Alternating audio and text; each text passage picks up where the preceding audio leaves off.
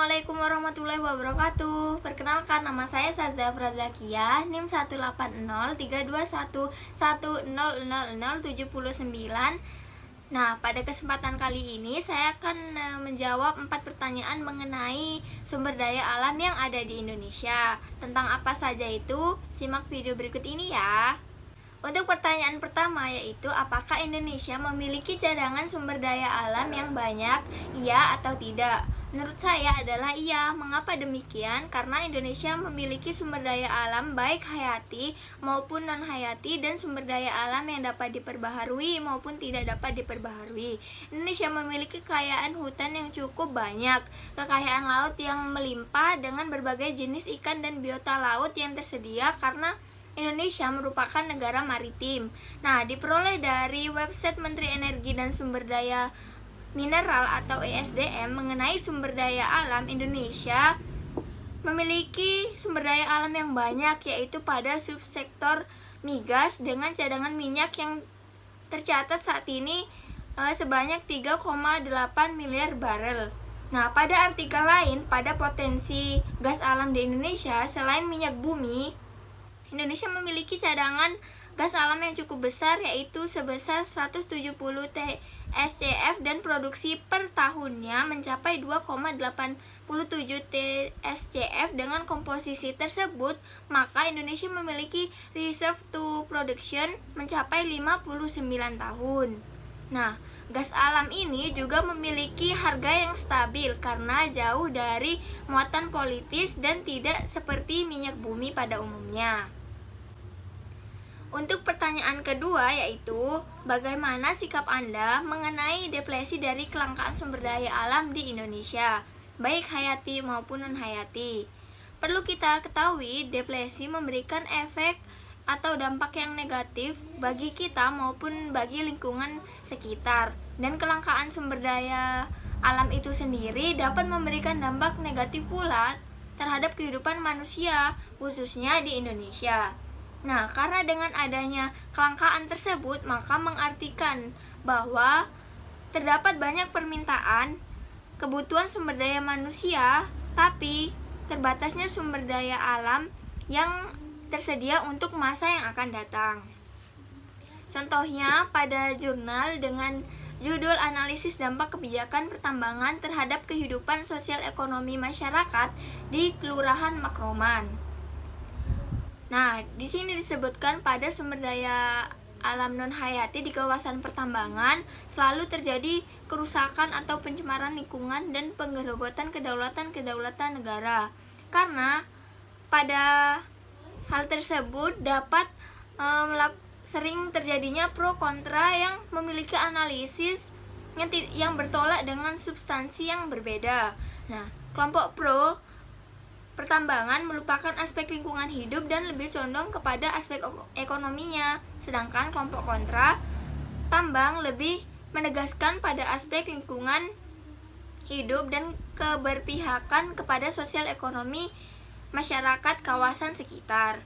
Sedangkan saran yang dapat diberikan terhadap isu tersebut yaitu, masyarakat Kelurahan Makroman lebih berperan aktif dalam menanggapi fenomena yang terjadi dan jangan tergiur dengan penawaran perusahaan untuk mengalih fungsikan lahan mereka, karena lahan pertanian ini merupakan sumber kehidupan antara generasi untuk tetap dipertahankan.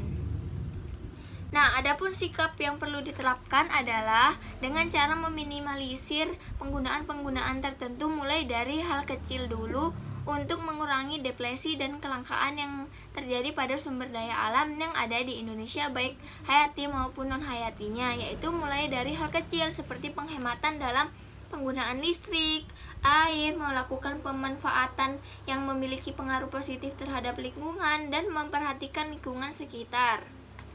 Nah, untuk yang ketiga yaitu, pertanyaannya merupakan, apakah pendapat Anda tentang eksploitasi sumber daya alam yang besar-besaran dan alasannya untuk tujuan pembangunan?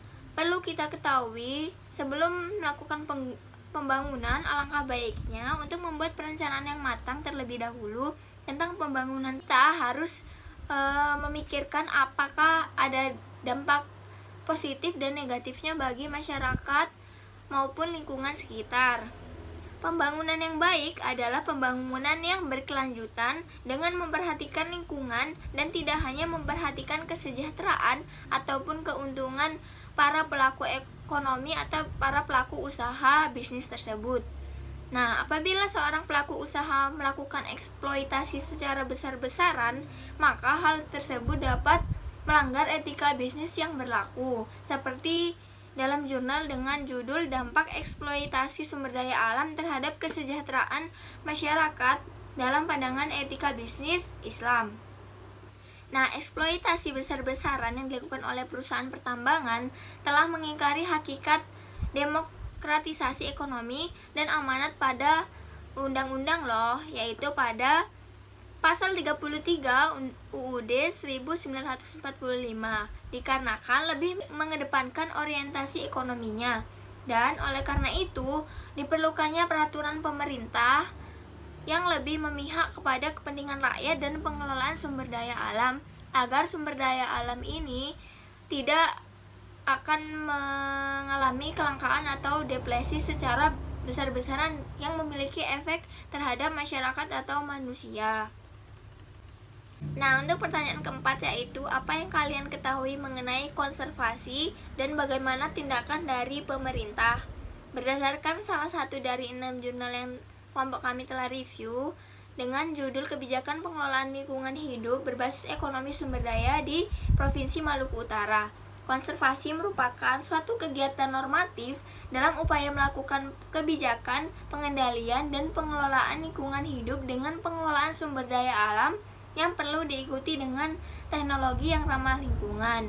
Adapun tindakan pemerintah dalam pengupayaannya adalah dengan adanya perencana sebagai otoritas kebijakan dan jasa lingkungan yang memberikan biaya lingkungan dengan tujuan sustainable development dan menjaga kualitas lingkungan sesuai daya dukung yang ada. Nah, dari kebijakan-kebijakan pemerintah diharapkan dapat berlaku dan diterapkan secara baik dan maksimal. Dalam buku seminar peran serta masyarakat dalam pemanfaatan sumber daya alam secara efektif dan efisien pada tahun 2016, karya Surtani yaitu melakukan eksploitasi sumber daya alam secara tepat dan bijaksana.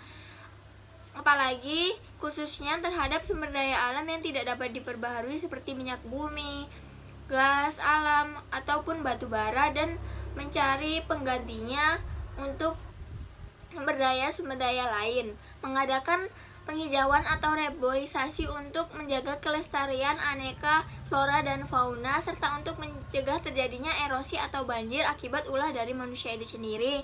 Lakukan proses daur ulang serta pengolahan limbah agar pencemaran lingkungan bisa ditekan dan tidak melampaui ambang batasnya, dan melakukan pertanian secara tumpang sari untuk menjaga kesuburan tanah dengan melisir dari terjadinya pencemaran lingkungan.